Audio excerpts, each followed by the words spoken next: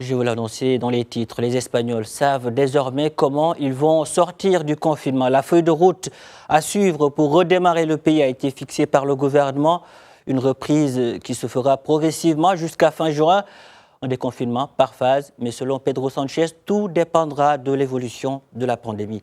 Les détails dans ce récit d'Ala Benani. Pas d'école avant septembre, ni de baignade à la plage avant juin, et pas de déplacement entre les différentes provinces du royaume jusqu'à la fin de la période du déconfinement prévue pour juillet. Madrid a dévoilé ce mardi son plan en 4 phases pour sortir de l'isolement et remettre le pays en marche. Je viens vous annoncer un plan de 4 étapes pour sortir du confinement dans les prochaines semaines.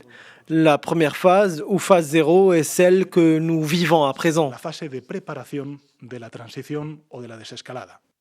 Un déconfinement, selon les dires de Pedro Sanchez, graduel, asymétrique et coordonné.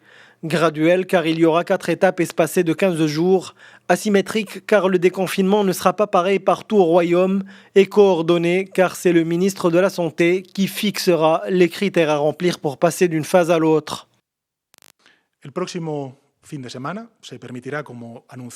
Si tout se passe bien, la semaine prochaine, les activités physiques individuelles avec les personnes vivant sous un même toit seront autorisées. Si le nombre de cas commence à baisser, certains territoires peuvent déjà commencer à se déconfiner.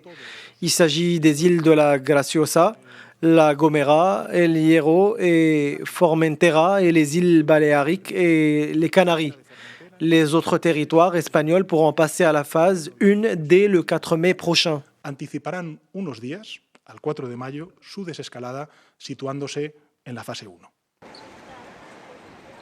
La phase 0 est donc prévue le 4 mai, puis la première le 11 mai, caractérisée par la reprise partielle de plusieurs activités économiques.